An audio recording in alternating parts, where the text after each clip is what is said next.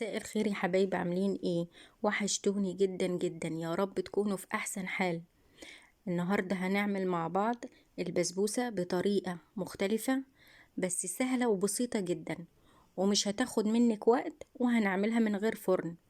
تعال نشوف المكونات ونشوف الطريقة ازاي.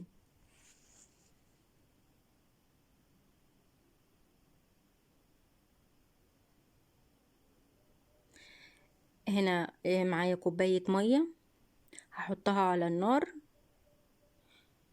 ومعايا كوباية سكر يدوبك بس هياخدوا غلوة، وبعد كده هنزلهم.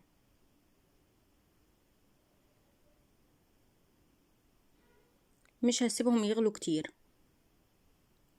بس كده، وهنزلهم من على النار. تعال نشوف هنعمل ايه تاني. هنا معايا طاسة سخنة وفيها حوالي 3 معالق زيت، ودي كوباية سميد بسبوسة. هقلب السميد بالشكل ده، تشرب الزيت كله فيها.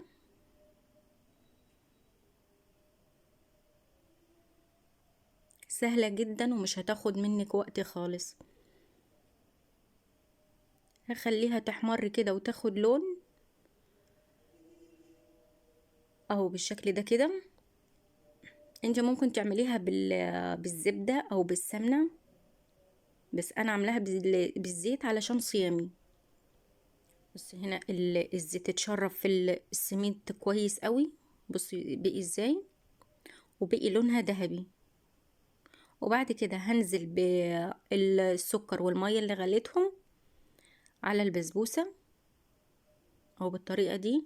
انت هتحس ان هي بقيت خفيفة كده وكأنها مية، بس ما تقلقيش لسه.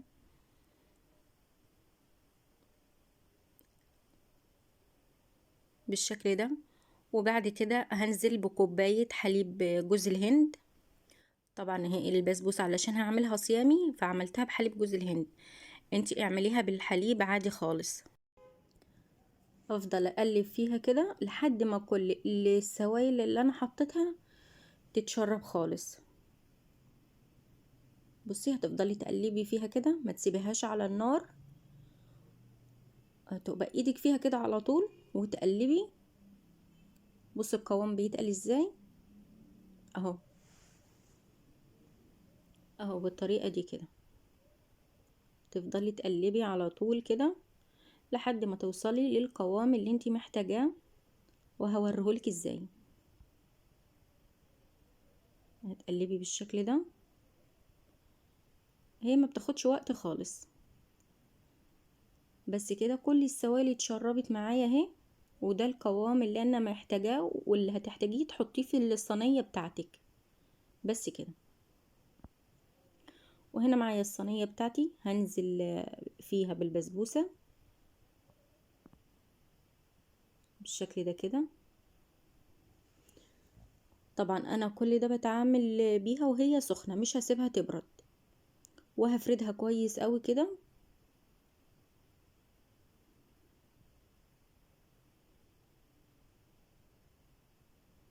او بالشكل ده.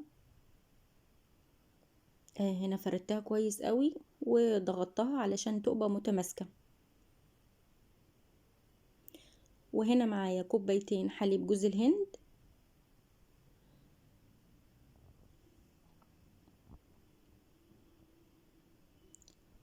وهنا النشا حوالي معلقتين نشا كبار،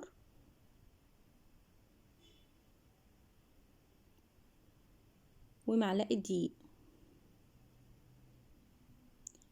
هقلبهم كده على البارد علشان النشا والدقيق يدوب كويس قوي. مش هحطهم على النار علشان النشا والدقيق ما يكلكعش معايا وهو سخن. كل ده انا هقلبه على البارد الاول. بس كده. وبعد كده هنزل بمعلقتين سكر كبار،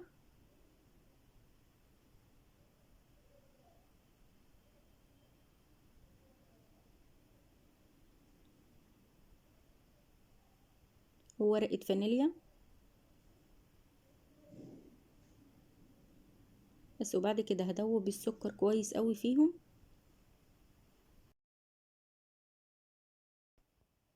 بس بعد كده هروح على النار بيهم، وهخليها على نار متوسطة لحد ما القوام يتقل معايا اهو. بصوا بالشكل ده كده المهلبية خلصت معايا. بس كده. وبعد كده هروح احطها على البسبوسة برضو هي سخنة، مش هسيبها تبرد علشان ما تتقلش اكتر من كده، ومش هينفع تتفرد طبعا لما تبرد. او بالشكل ده. وهفردها على البسبوسة كويس قوي بالطريقة دي. اهي انا فردتها. وبعد كده هدخلها التلاجة تبرد لمدة ساعة، بعدين هوريها لكم تطلع ازاي. هنا بعد ساعة ما بردت في التلاجة هقطعها. قطعيها بالشكل وبالطريقة اللي انتي عايزاها.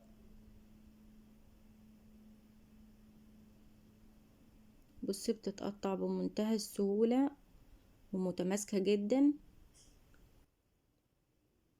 بصي ازاي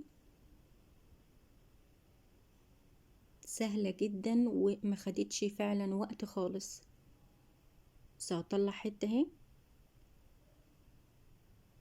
بصي ازاي متماسكة قوي وما فكتش خالص وما فرولتش معايا. بجد تحفة وطعمها كان حلو قوي. بصي شكلها تحفة وطعمها حلو ومتماسكة. بصي ازاي. عايزاك تجربيها وهتعجبك جدا جدا. حاجة سهلة وسريعة ومكوناتها بسيطة. انت طبعا حابة تعمليها فطار اعمليها. هتبقى بالحليب وحاجة حلوة قوي. جربيها ويا رب تعجبك.